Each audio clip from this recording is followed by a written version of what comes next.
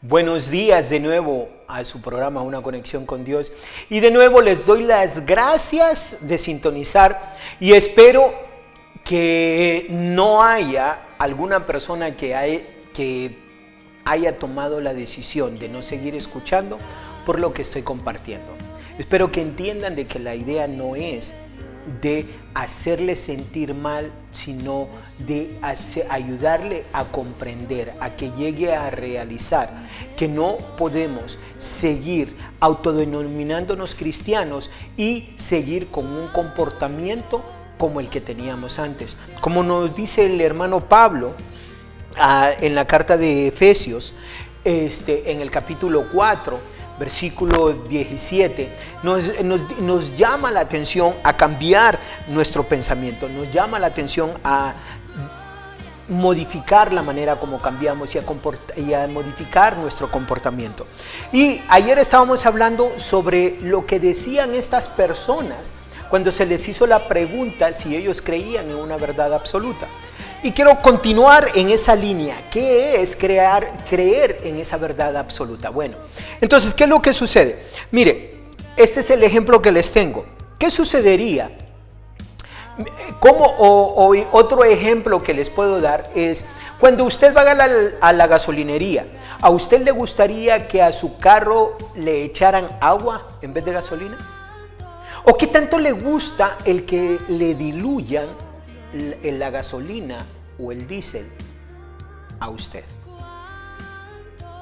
Para eso sí creemos en una verdad absoluta, ¿cierto? Eso no nos gusta de que que no sea 100% pura, sino que queremos, o sea, que no nos gusta que lo diluyan. Queremos que la gasolina o el diésel sea 100% puro. ¿Qué tal si usted va a ir, si necesita una operación?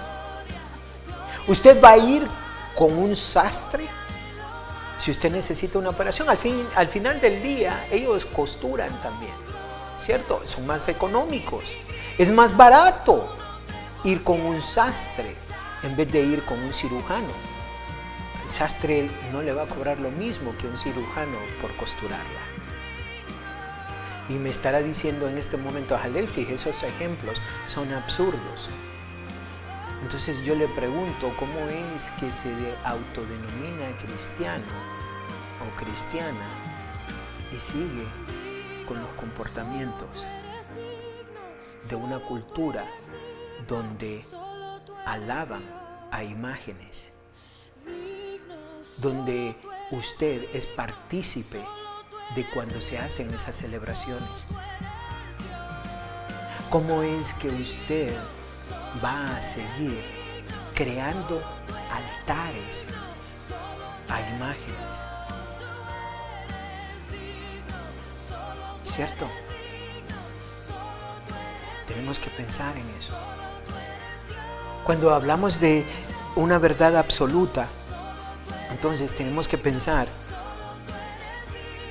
qué significa el verdaderamente tener esa verdad absoluta, creer en que Jesucristo es nuestro Redentor, que no hay otra manera de llegar al cielo, al Padre, a glorificar por el resto de nuestras vidas, si no es a través de la sangre de Jesucristo.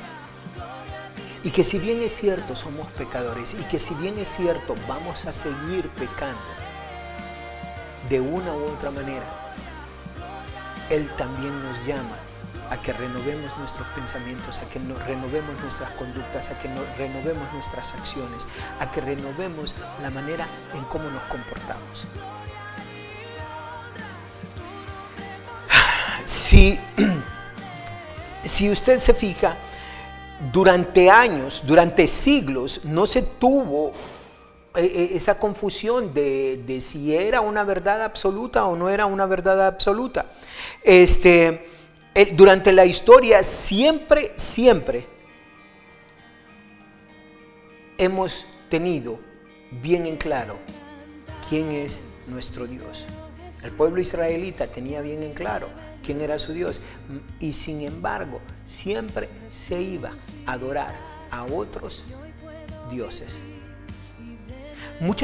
Yo les recomiendo de verdad que lean estos libros que les mencioné, los primeros libros en español, aunque sea, lógicamente si no puede leer en inglés y si no están en inglés, pero que se lea el libro de Francis Schaeffer. ¿Okay? Busque ese libro y lea sobre Francis Schaeffer y va a ver lo que este hombre dio. El C.S. Lewis, los libros, la información que hay. Y esto lo que va a hacer es que va a provocar que usted pueda entrar en una comprensión, en un entendimiento de quién es Jehová, quién es Dios. Lógicamente, nada, como se lo dije anteriormente, nada sustituye la Biblia. Simple y sencillamente estos libros solo le van a ayudar a quizás a mirar las cosas de una manera diferente. A mirar las cosas desde un punto, de un set de anteojos diferente. Para que quizás pueda crear ese entendimiento sobre lo que es el ser cristiano y pueda hacerse estas preguntas: ¿por qué está aquí? ¿Cuál es el propósito de su vida en este momento? ¿Quién es Jesucristo en su vida? ¿Cómo crea una relación con Dios? Dar ese tiempo.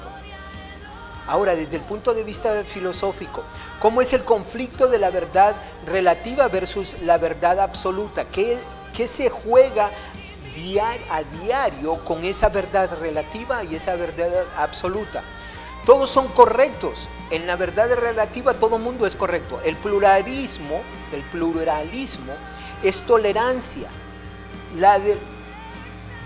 Pero no es, cuando el pluralismo nos habla de esa tolerancia, no nos habla de esa tolerancia donde usted acepte a la persona donde está, en el conocimiento que está, en la situación en que está.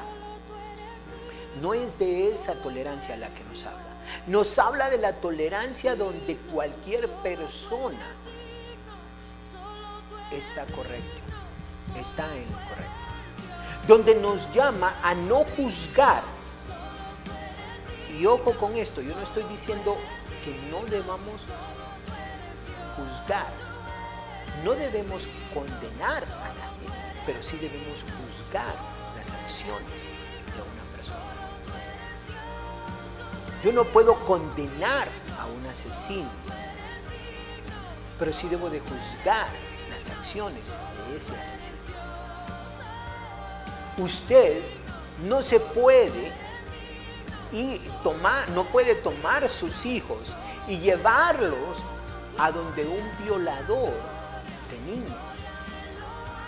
Usted no puede condenar a ese violador de niños, pero usted debe de juzgar a ese violador de niños. Usted no sería capaz, espero que no sea capaz, de poner a sus hijos en ese riesgo. Dios le demanda a juzgar la verdad. Y Dios nos llama, en la verdad absoluta, Dios nos llama a la justicia y a lo correcto. Pero ¿cómo decidimos qué es correcto? Esa es la gran pregunta. Esa es ¿cómo podemos decidir lo que es correcto? Y la manera como podemos decidir qué es lo correcto es, de nuevo, por lo que hemos puesto al escuchar la palabra de Dios. Al escuchar la palabra de Dios, al ver lo que es la santa palabra, entonces nosotros podemos crear un juicio sobre lo que es correcto de acuerdo a la santa palabra. No a lo que a mí me gusta y lo que yo quiero, sino de acuerdo a la voluntad de Dios.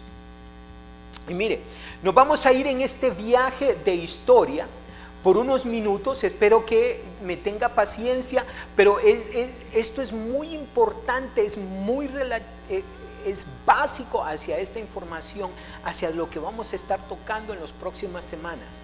¿Okay? Pero no había recuerde que al principio, por los primeros 1200 años, la escritura básicamente no existía un libro. Existía lo que era el Viejo Testamento y lo que era el Nuevo Testamento, pero no existía una Biblia como usted y yo la conocemos hoy. ¿Okay?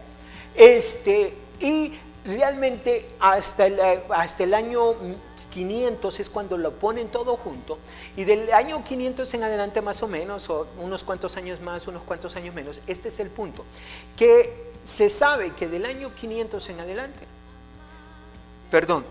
lo que enseñaba la iglesia no era lo que la Biblia decía.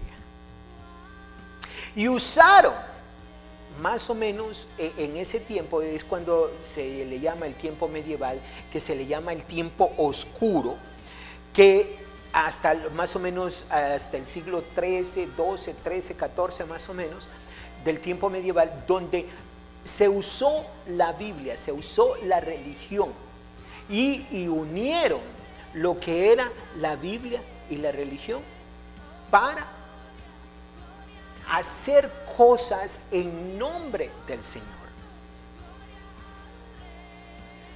que no iban de acuerdo a lo que Dios decía. Y en ese tiempo, acuérdese de esto, había mucha ignorancia. ¿Por qué? Porque se suponía que solo había un número selecto de personas quienes podían leer e interpretar la Santa Palabra. Hasta que allá por el siglo XIII, XIV, viene Martin Luther y decide empezar a leer, que es en la edad del Renacimiento, que empieza a leer el texto bíblico original, griego, hebreo, de la Biblia. Y empieza a ver que la iglesia dice una cosa, pero la Biblia, el libro de Hechos dice otra. El libro de Romanos dice algo completamente a lo que la iglesia está haciendo. Y es cuando viene la renovación, el renacimiento. También se le conoce a esa época como la edad del Renacimiento. Y en esa época es cuando existen dos renacimientos, tanto en el área secular como en el área espiritual. Pero antes de eso, lo que le quiero mencionar es que estaban este hombre Martin Luther y otras 2-3 personas más que se dedicaron a leer el texto y realmente revolucionaron y trajeron de nuevo el conocimiento del texto bíblico original a la luz de todo el mundo. Y esto es una de las cosas que quiero remarcar en este momento.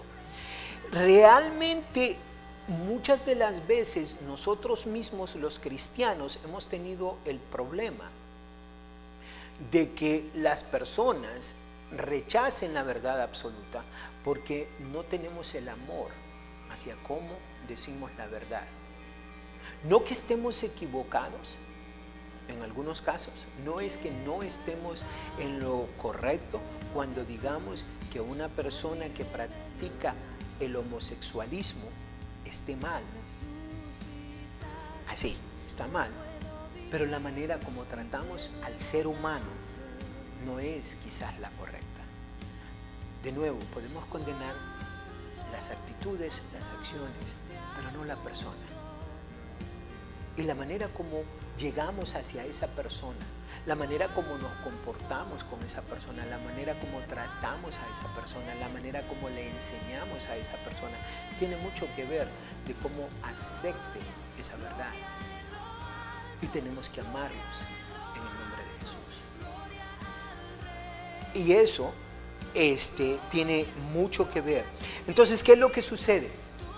Viene el momento donde Martin Luther y las otros 2 personajes empiezan y renuevan todo el conocimiento, atraen la palabra original y la traen a ese nuevo renacimiento, de lo que el nuevo reconocimiento de lo que es la palabra de Dios, de lo que es el verdadero evangelio versus lo que la religión decía.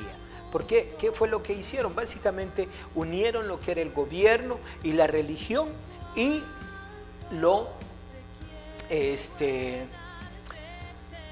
hicieron lo que quisieron en el nombre de Dios.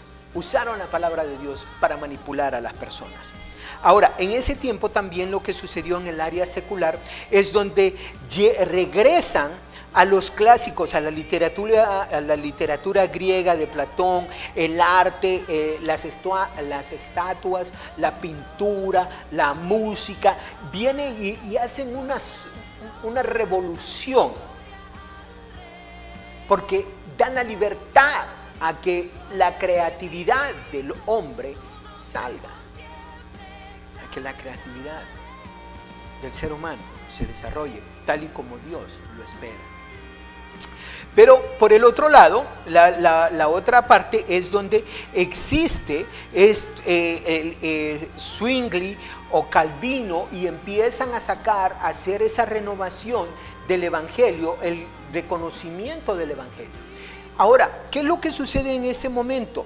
¿Y qué es lo que sucede en ese momento y está sucediendo hoy en día también? Que desafortunadamente nos enseñaron, algunas religiones nos enseñaron que el conocimiento de Dios estaba seleccionado para ciertas personas. El poder leer la palabra de Dios, el poder interpretar la palabra de Dios, es seleccionado para ciertas personas.